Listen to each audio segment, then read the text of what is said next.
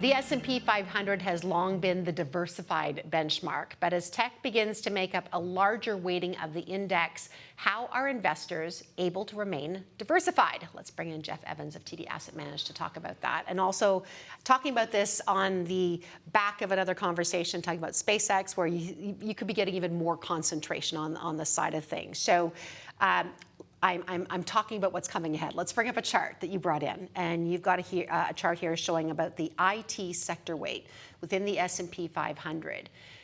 Tell me why you think this is important. Well, so, it really wasn't that long ago. 5 or 6 years ago, the S&P truly was a diversified index. If you went through at the company level, no company more than 2% weight for the most part, no sector or industry more than 20 to 25% weight. You had really good diversification, no company dominating the index, no sector. That's what a diversified index should look like.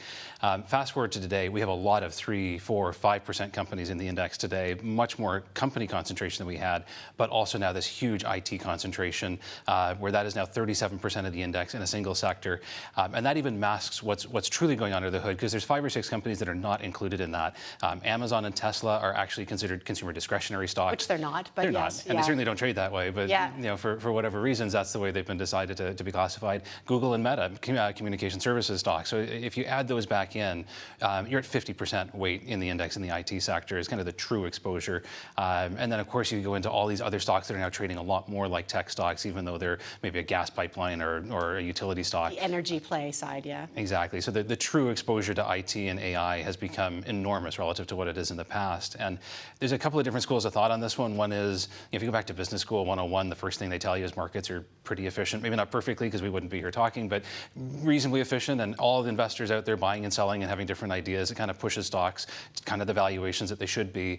And if the end result of that is half of the benchmark is in the IT sector, efficient markets would tell you, don't worry about that. That's the right price. It's efficient. Everything's fine. And if you're a passive investor, I'm just going to say buy the index, and then that's based fundamentally on it being efficient, right? Exactly. That's the core assumption. But if it's not efficient, or I guess the other thing they teach you about is here's what you do if you believe the market's fully efficient, buy the cap weight index, or we can actually build portfolios. I don't want to say responsibly, but as a fiduciary would, which is it's not just about replicating the benchmark. It's about making sure you can get as much return as possible, but managing the risk and being aware of the risk and the volatility in the portfolio. This is something we've done a ton of research on over the years of playing around with different optimization techniques and different allocation methods within portfolios. And the single most important thing that we found, if you want to manage your risk, diversify across industries, and generally speaking, try to have about the same amount of weight in each industry. So maybe 5, 10, 15%, depending on the growth prospects, on the valuations. Maybe you stretch to 20, 25 if there's something really compelling. But not 50% in IT? 50% in IT seems a little bit hard. And again, the markets are seeing something. There's clearly an argument for these stocks to be priced where they are. But if you're looking at it from a risk angle, very hard to justify. I should add to, that is where it is today. You add in the SpaceX IPO, you add in Anthropic, OpenAI, ByteDance. I mean, you could get to 60. I mean, it's getting even higher. Exactly, and it depends on, initially it's actually going to be fairly small because the free float is only going to be 3 to 5%. So when people sell in, the lockup is over. Exactly, and this could go from 0.5% to 5 to 10%. We don't know exactly how fast, but it could be a very fast transition. I want to, so I will come back to this in terms of like what diversification truly looks like, right? And right now, index investing would, according to your definition, is not that right now. I want to bring up a second chart that you brought up because this one shocked me a little bit when I saw it, actually. So this is the S&P 500. I can't see, sorry, my eyes are really bad here, Jeff. But the bottom is years, I'm assuming, going across the bottom.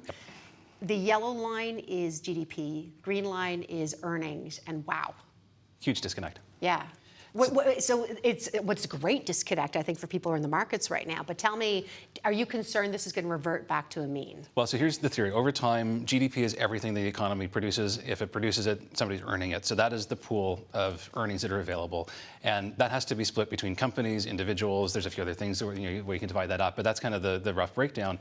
And so it shouldn't be possible for companies to grow their earnings faster than GDP, because it means that ultimately they're taking all of the profits, right? They're taking all of the earnings that you and I would get from going to work every day.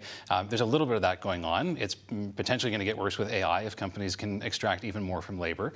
But what's also happening is U.S. companies have become very effective at taking share from companies overseas. And so you're seeing more and more U.S. multinationals edge out local competitors, gaining more share over time.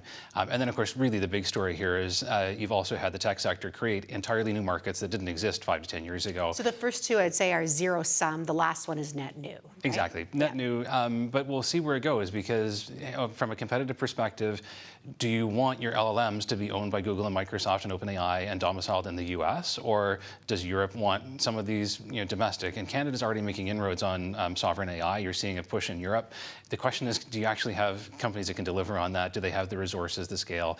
These are incredibly expensive investments to make. And so there's an argument that maybe it is going to stay anchored in the U.S. and these profits can remain well above GDP. It's a question of, do you start seeing government pushback? Do you start seeing digital services taxes? And more importantly, do you start seeing some innovation outside of the U.S. to compete with this? One of the really interesting stats on this is if you look at the return on equity for the S&P 500, most of history, it was 18 to 22%. It kind of bounced around in that range over time. It's now 37%, and it's because of these tech stocks that are incredibly, incredibly profitable. At some point in time, you would think that somebody's going to compete with that. If there's a 40, 50, 60% profit margin, that should be incentivizing creative destruction, competition. We're just not seeing it, which is kind of fascinating at the moment. I wonder if, I'm just thinking it's the big companies that are doing it. They've got so much infrastructure, the moats are so deep. That's a different conversation. Yeah. What do I do as an investor? I've got about a minute left. So just if we think about this, and I am concerned about risk. I am concerned about proper diversification. What do I do? So first thing is you probably move away from the cap-weighted benchmarks. You are starting to see alternative products that cap single stocks at say 2 or 3%. There's a few of those products, not a lot. The easier option for investors today, either start focusing on building the index yourself through sector funds. So buy 10 different funds at the sector level, then you can pick your sector exposures more effectively. Or the alternative is, it now is much more compelling to look at an active managed product that is more risk aware. And having a product that actually takes into consideration some of these market considerations, that can stay with these stocks while the earnings are growing, while the momentum is there, but then reallocate as things shift. We've been in a world where passive has been gaining a huge amount of share.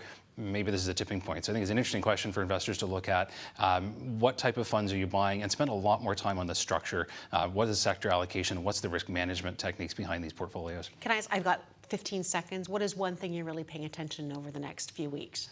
Probably continues to be earnings revisions. We just came out of the best quarter that we've seen in 25 years in terms of companies beating estimates, exceeding on both earnings and sales. It's not going to be over the next couple of weeks, but as we go into Q2 over the summer, companies continue to deliver on an extremely high bar. That's the thing to watch.